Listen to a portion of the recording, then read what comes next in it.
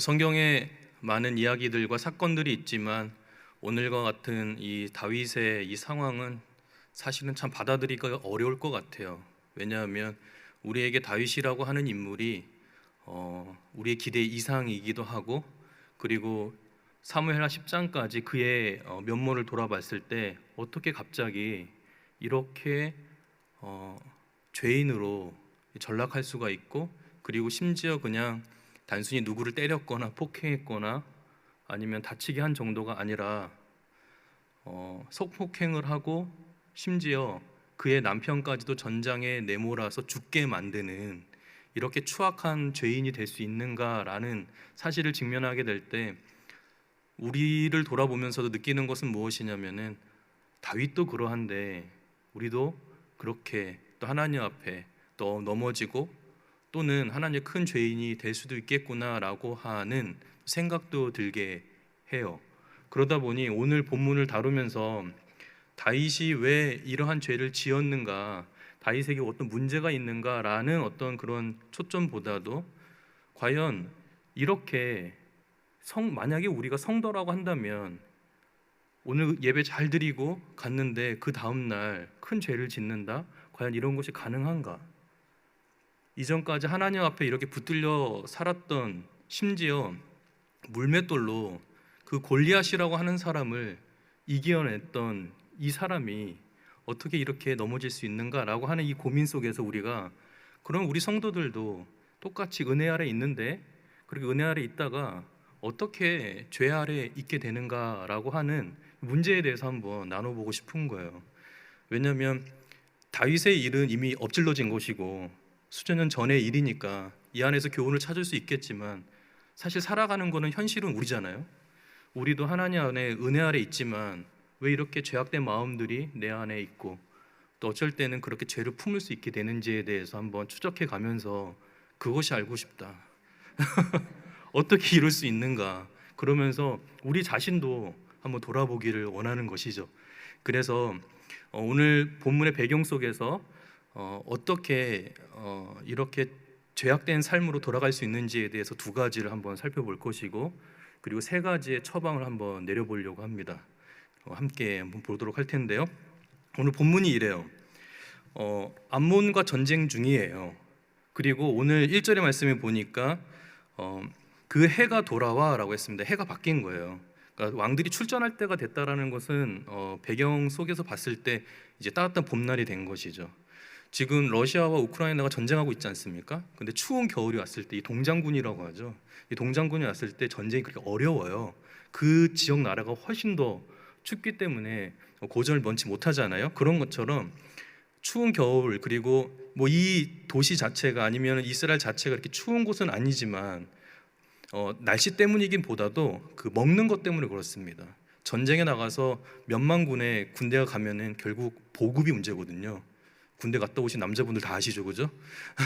무기가 좋아도 보급이 끊기면 큰일 나거든요. 그러니까 봄이 되어야지 추수도 할 수 있고, 그리고 수확도 얻을 수 있기 때문에 전쟁할 수 있는 계절이 돌아온 겁니다. 그때에 왕들이 출전할 때가 되니까 다윗이 요압과 그에 있는 부하들을 내보내면서 전쟁을 하게 되는 것입니다. 이렇게 전쟁을 할 때 재밌게도 오늘 다윗이 같이 전쟁에 나갈 줄 알았는데 왕궁에 머물러 있게 되는 것을 보게 돼요. 사실 왕궁에 머물러 있으니까 이런 일이 생기지 않았나라고 우리가 추측은 할 수 있지만, 그것을 떠나가지고 과연 이러한 것들이 왜 성경에 있는 이 저자가 왜 이렇게 자세하게 기록하고 있을까? 사실 1절에 좀 본문을 좀 더 집중해 보려고 하는 것이죠. 첫 번째로, 은혜 아래 있던 성도가 왜 죄 아래 있게 되는 첫 번째 이유는 무엇이냐면, 신앙의 권태기가 찾아왔기 때문에 그래요. 정확하게 말하자면 영혼의 권태기가, 그리고 권태감이 찾아온 것이죠. 성도님들 중에 연애 결혼하신 분들 많이 계시죠, 그죠? 좀 연세가 있으신 분들은 보통 연애보다는 중매를 많이 하셨겠지만, 그래도 뭐 중매로 결혼하신 분이든 뭐 연애로 결혼하시던 분이든 남녀 한 쌍이 결혼을 해서 결혼을 전제를 가지고 연애를 한다고 한번 생각을 해보죠. 서로에게 호감이 생기고, 그리고 남자든 여자든 요즘에는 이제 자매들이 많이 하지만 보통은 이제 남자 쪽에서 많이 하니까 오늘부터 1일이다 이렇게 얘기하면 연애가 이제 시작되는 거 아니겠어요? 그렇게 연애가 시작될 때 얼마나 떨려요, 그렇죠? 그렇게 자기의 사랑을 고백하는 것도 떨리고, 그리고 하루하루 그 사람이 생각나고 떠오르고, 꿈에도 나타나고 가슴 떨리지 않겠어요? 그런데 그렇게 매일 보고 싶고 뜨거운 마음이 오래 갔으면 좋겠는데, 결혼하신 우리 성도님들 다 아시겠지만은 신혼생활도 1년 못 가잖아요, 그죠? 다 식어버리잖아요. 그 사람의 이제 전부를 다 알게 되기 때문에 실망하는 것도 있다 보니 점점점 그 사랑이 식죠. 뭐 결혼 전이라고 하면은 권태기가 생기죠. 남녀가 서로 소원해지는 겁니다. 이제는 매일 생각나는 게 아니라 생각나지 않아도, 혹 전화 오지 않아도 괜찮고 무감각하고 이런 권태기가 오는 것이죠. 성도도 마찬가지예요.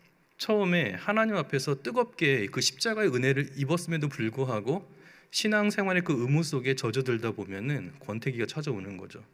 그러다 보니까 주일날 예배 나와도 그렇게 뜨겁지도 않고 기도하고 싶은 욕구도 생기지 않고, 그냥 이렇게 예배 드려도 전혀 문제가 생기지 않으니까 그러한 생활에 안주하는 거죠.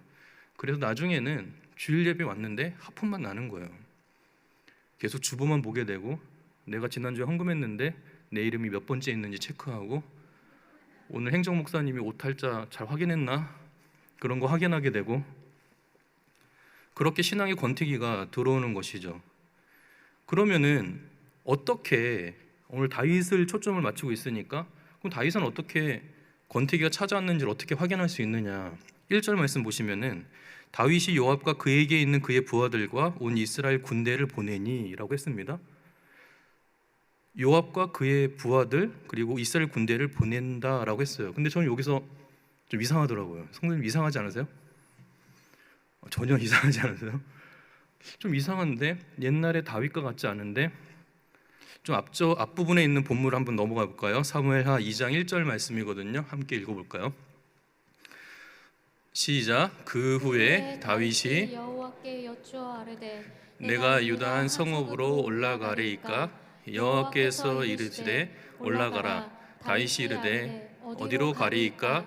이르시되 헤브론으로 갈지니라. 조금 감이 오시죠? 한 구절을 더 읽어보겠습니다. 사무엘하 5장 19절 말씀입니다. 시작. 다윗이 여호와께 여쭈어 이르되 내가 블레셋 사람에게로 올라가리이까? 여호와께서 그들을 내 손에 넘기시겠나이까 하니 여호와께서 다윗에게 말씀하시되 올라가라. 내가 반드시 블레셋 사람을 내 손에 넘기리라 하신지라. 이렇게 오늘 본문 말씀을 읽고 다시 오늘 본문의 1절 말씀 읽어보면 이렇게 됩니다. 다윗과 요압이 그에게 있는 부하들과 온 이스라엘 군대를 보내니. 이제 이상하죠? 기도하지 않아요. 하나님께 묻지 않습니다. 이전 전쟁에는 블레셋하고 전쟁할 때는 하나님 올라갈까요? 유다 성읍으로 올라갈까요? 어떻게 할까요? 계속 물었어요. 그런데 재밌게도 오늘 본문에서만 묻지 않은 게 아니라 10장 7절에서도 묻지 않았습니다. 그냥 군대를 보내요.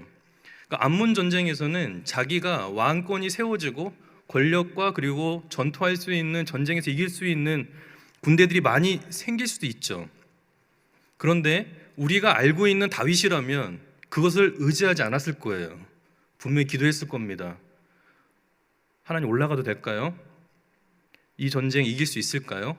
분명히 내가 이길 수 있는 상황에도 불구하고 다윗은 물었을 거예요. 그런데 암몬 전쟁에서는 묻지 않습니다. 그냥 올려보내요. 그러니 그동안 해왔던 그 모든 것들, 그러니까 자신의 신앙 속에서 가지고 있었던 아주 중요한 그 원리들, 그런 것들이 오늘 내려놓아진 것을 보게 되는 거죠. 이 신앙의 권태기가 왜 무섭냐면, 그냥 나중에 회복되겠지라고 할 수 있겠지만 이 신앙의 권태기가 깊이 들어가면 무서운 것은 무엇이냐면 죄를 지을 수 있는 적합한 환경을 만들어주는 거예요.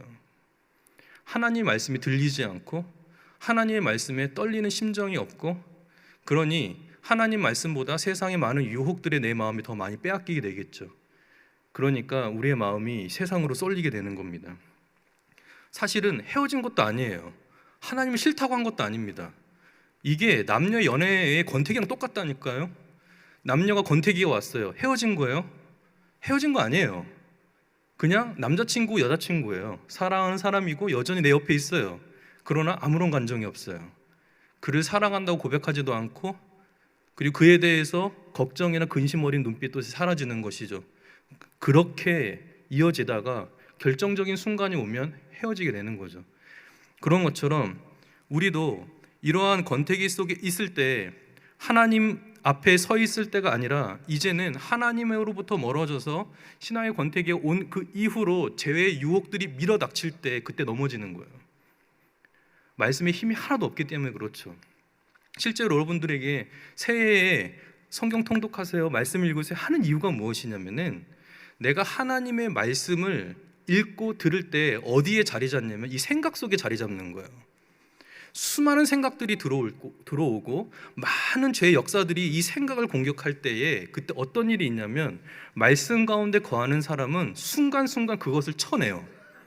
하나님 말씀이 이렇지, 이건 아니지, 쳐낼 수 있는 힘이 있는 거예요.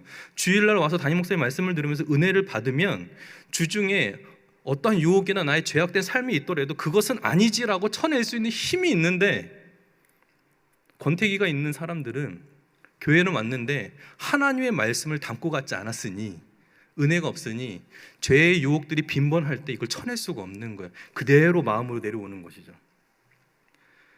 우리 주님께서도 이렇게 말씀하셨어요. 계시록 3장 15절에 내 행위를 아노니 내가 차지도 아니하고 뜨겁지도 아니하도다. 차든지 뜨겁든지 하라. 라오디게아 교회를 향해서 하신 말씀이에요. 권태기가 있는 성도들이 상태가 이런 거죠. 미직지근한 신앙 상태. 둘 중에 하나 하는 거예요. 아예 차가워서 정말 하나님의 은혜가 필요한 사람이 되든지, 아니면 하나님의 은혜로 말미암아 뜨거운 사람이 되든지 결정하라는 것이죠. 사실 신앙생활에 회색지대는 없어요, 여러분. 하나님의 사람이든가 아닌가 둘 중에 하나입니다. 중간을 선택할 수는 없는 거죠. 그래서 지금 여러분들의 마음의 상태를 잘 살펴보아야 하는 거예요. 과연 내가 하나님과의 권태기 속에 있지 않은가? 하나님이 싫어져 있거나 실증나지 않았는가? 그리고 우리 주변에 그렇게 신앙의 권태기 속에 있는 성도들이 있는지 두루 살피는 것이죠. 그리고 그들이 다시 하나님 앞에 뜨거운 열정과 사랑을 가지고 신앙생활을 할 수 있도록 나 자신뿐만 아니라 우리 주변인 성도들을 격려해야 할 것입니다. 두 번째로는, 첫 번째 이유가 신앙의 권태기라고 한다면 은혜 있던 성도들이 어떻게 죄 가운데 있게 되는가? 두 번째 이유는 무엇이냐면 거짓된 평화에 속기 때문에 그래요. 1절 끝부분을 보시면 이렇게 말하고 있죠. 그들이 암몬 자손을 멸하고 라빠를 에워쌌고 다윗은 예루살렘에 그대로 있더라 라고 했습니다. 다윗이 예루살렘에 그대로 있어요. 지금 상황이 어떤 거냐면 군대를 보내서 라빠, 그러니까 암몬의 수도를 에워싼 겁니다. 치열한 전쟁 중이에요. 부하들을 끔찍이도 사랑했던 이 다윗이 홀로 남았습니다. 이렇게 생각할 수도 있을 거예요. 분명히 전쟁이 이길 수 있는 전쟁이니까 보냈겠지라고 생각할 수 있어요. 그런데 저자가 오늘 대조를 하고 있는 거죠. 한쪽에서는 치열하게 목숨을 걸고 싸우고 있는 부하들과 한쪽에서는 평안하게 저녁에 거닐면서 자기의 저녁 있는 삶을 즐기고 있는 다윗을 대조하고 있는 거예요. 그럼 여기서 무엇인가 하고 싶은 말이 있다는 거죠. 그런 배경 속에 2절을 넘어가면 저녁 때에 자기가 집의 옥상이든지 어디든 거닐면서 반대편 집을 바라봤는데 거기에 아름다운 여인을 본 거에 된 거예요. 그리고 그렇게 보게 된 그가 그 여인을 자기의 집으로 왕궁으로 불러들이는 거죠. 근데 여기서 무서운 게 하나가 있는데 3절 보시면은 그 여인을 알아보게 했습니다. 그래서 그 알아보고 온 그 종이 뭐라고 하냐면 우리아의 아내 바세바라고 이야기를 했어요. 그러면 멈춰야 되잖아요. 안 되는구나. 하나님이 싫어하시는 거구나. 멈춰야 되는데 멈추질 않는 거예요. 그를 데리고 오라고 하는 거예요. 그런데 여기서 아주 무섭게 저자가 기록하고 있는 게 뭐냐면 그 여인을 바세바라고 들었는데 다윗은 한 번도 그 여인을 향해서 바세바라고 부르지 않아요. 볼까요?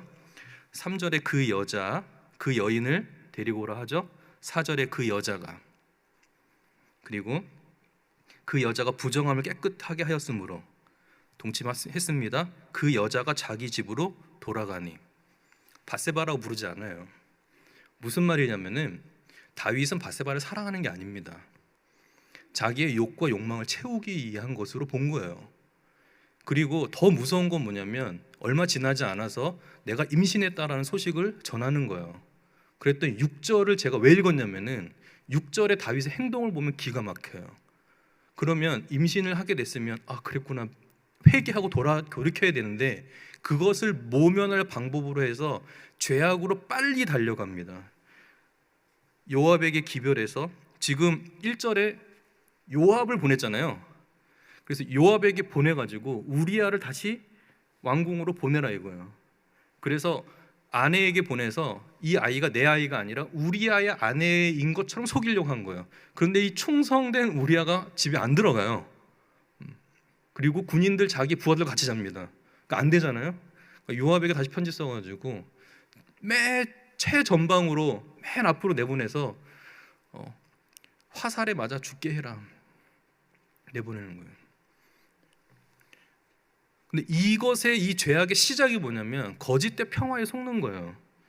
근데 이 거짓된 평화라고 하는 것은 무엇을 이야기하는 거냐면은 권태기 속에서 신앙관에 멀리 머물러 있는 사람이 신앙에 머무르는 사람이 자기의 안전을 찾을 때 무엇에 안전을 찾냐면은 하나님과 헤어진 건 아닌데 나의 안전을 어디서 찾냐면 나는 하나님의 백성이다.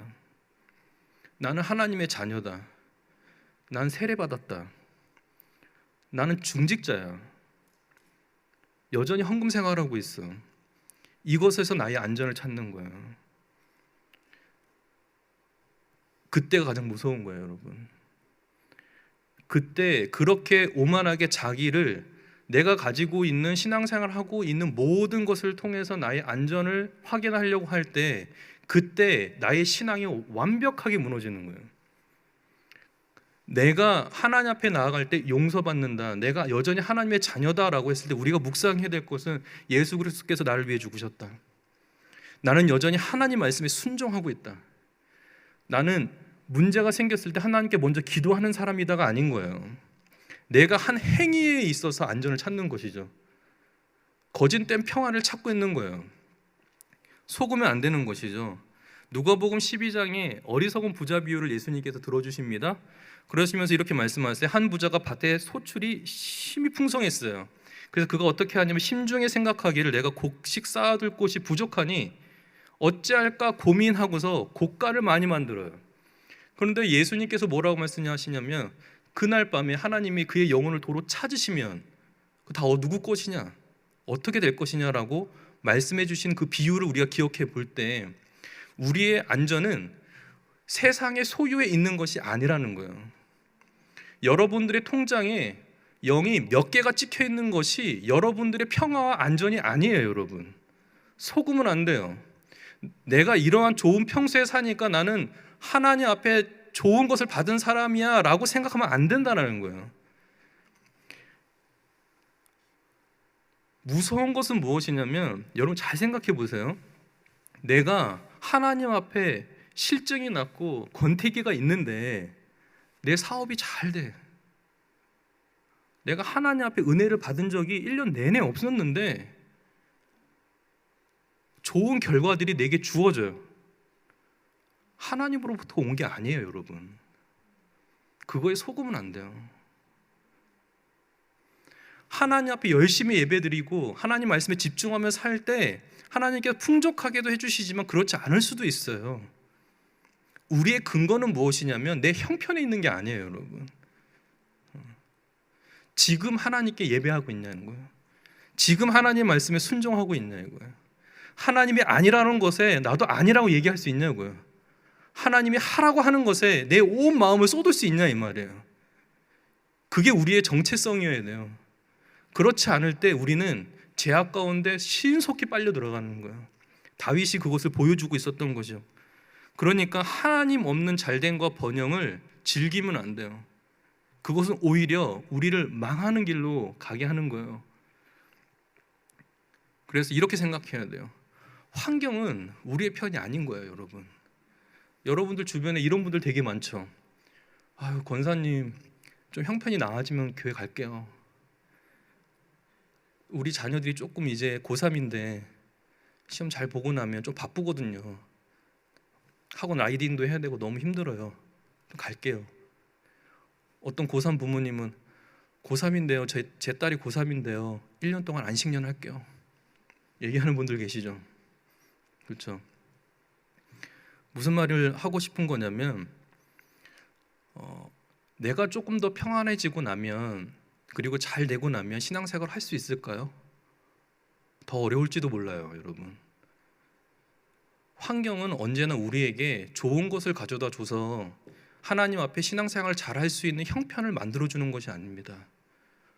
환경에 따라서 나의 신앙이 좌지우지 돼서는 안 돼요. 우리의 신앙은 하나님의 손에 붙어 있어야 되는 것이죠.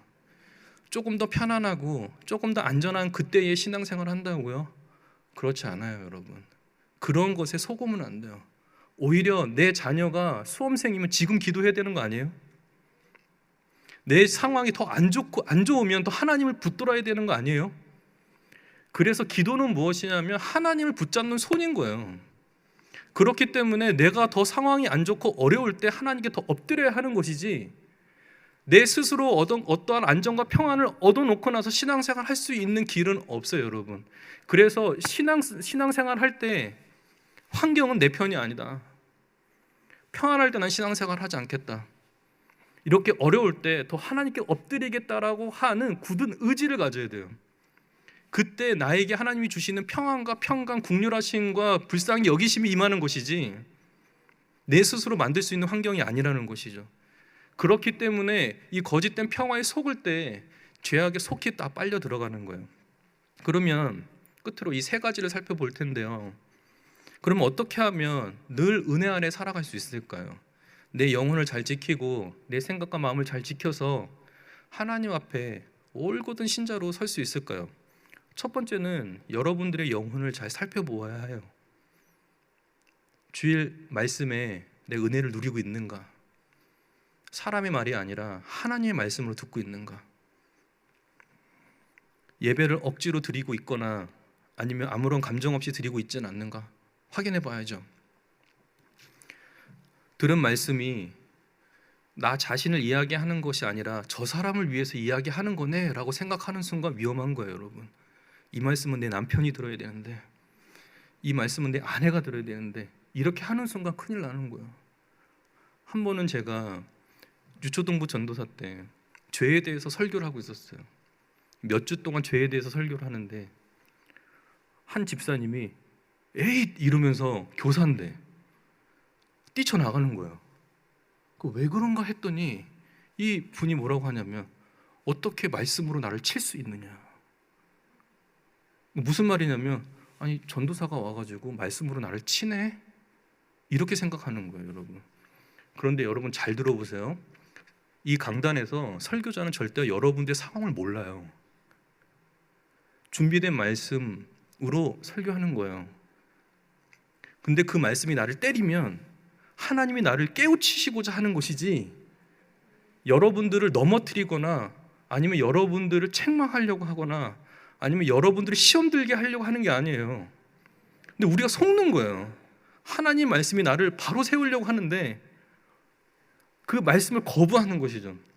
그러니까 이 말씀이 딱 들어왔을 때, 주일날 담임 목사님을 통해서 말씀이 딱 전해졌을 때 너무 듣기 싫고 막 거부감이 들 때, 그때 그 말씀을 붙잡아야 돼요. 그 말씀을 붙잡을 때 여러분의 영혼이 살 줄로 믿습니다. 꽉 붙잡아야 돼요. 그 말씀을 정면으로 받으세요. 그냥 힘들어도 순종하겠다고 하는 결심을 가지고 엎어지는 거예요. 그때 은혜를 주시는 거죠. 내 영혼을 살펴볼 때 섬김과 헌신의 자리가 있어서 집사님 이런 일에 섬겨줬으면 좋겠어요 라고 했는데, 그때 내게 주어질 보상이나 아니면 유익을 계산하고 있는지 잘 생각해 봐야 돼요. 내가 이런 일을 했을 때 내게 주어지는 게 뭐지? 내 시간에 이런 걸 뺏기진 않나? 이렇게 계산하고 있지 않는지 생각해 보는 거죠. 두 번째로는 교회와 성도를 섬겨야지 은혜를 누릴 수 있어요. 그리고 그 은혜가 오래 가요. 이게 왜 그러냐면은 이게 신앙의 원리이기 때문에 그래요. 예수님께서 말씀하시기를 나는 섬김을 받으러 온 자가 아니라 나는 섬기러 왔다고 말씀하셨잖아요. 그죠? 너희가 큰 자이면 더욱 섬기라 이렇게 말씀해 주셨어요. 그러니까 신앙의 원리는 무엇이냐면 내가 하나님께 은혜를 받았으면 섬겨야 돼요, 여러분. 무의도식하는 신앙생활을 하면 할수록 영적 성장은 없어요. 교회에 와서 그냥 예배만 드리고 가는 그런 신앙생활에만 머물러 있으면 신앙생활은 그 정도의 수준일 거예요. 그런데 그것을 뛰어넘는 더 깊은 신앙의 차원으로 들어가고 싶으면 헌신하셔야 돼요. 섬기셔야 돼요. 왜냐하면 섬길 때 나를 죽일 수가 있고, 내가 교사로 섬기면 내게 지식이 없구나, 하나님을 아는 지식이 이렇게 부족했구나 깨달으면서 하나님 말씀을 갈망하게 되고, 내가 주방에 봉사를 하는 일도 아니면 심리 프로젝트나 여러 가지 일로 봉사할 때도 그렇게 섬기면서 하나님께서 주시는 그 은혜로 감당하도록 기도하게 되고, 내 마음에 하나님의 일을 섬긴다라는 사람으로서 하나님께 더 엎드려 기도할 수 있는 그 마음을 하나님께서 부어주시는 거예요. 그럴 때 내가 하나님께 기도하면 하나님 부어주시고, 또 부어주신 은혜로 봉사할 때 또 힘들 때 또 하나님께 기도하면 또 부어주시고, 이러한 모든 교제 가운데 가는 거죠. 그런데 섬김이 없으면 기도할 제목이 없어요. 교회를 사랑할 수 없는 거예요.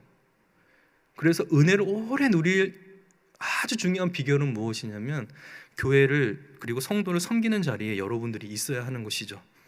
마지막 세 번째는 무엇이냐면 가장 원론적인 건데요, 그리스도의 그 십자가의 그 죽으심을 묵상하는 거예요. 여러분들이 지금 이 자리에 있을 수 있는 이유는 무엇이냐면 예수님께서 여러분들 위해서 죽으셨기 때문에 그렇습니다.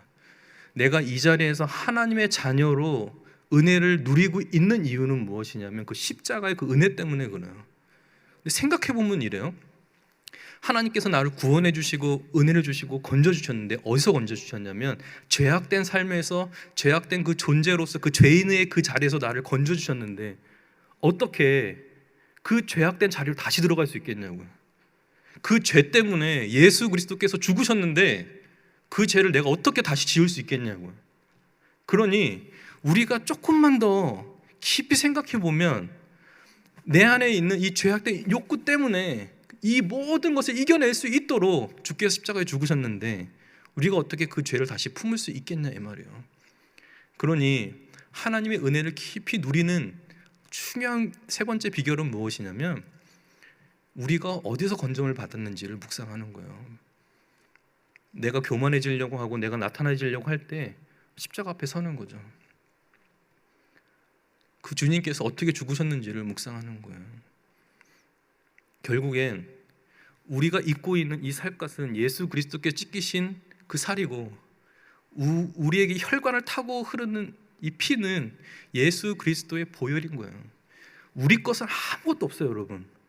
한번 거듭나고 나면 여러분들은 주의 것이고 하나님의 백성이기 때문에 하나님께 온전히 드릴 때 여러분이 사는 것이지, 그것을 바친 것을 오히려 내가 누리려고 할 때 오히려 거기서 하나님이 싫어지고 권태감이 오고 예배 드릴 때 힘든 거예요. 그런데 그 십자가에 온전히 맡겨보세요. 그리고 내려놓아 보세요. 거기서 하나님께서 말씀해 주실 거예요. 그 은혜로 우리를 충만하게 채워줄 거예요.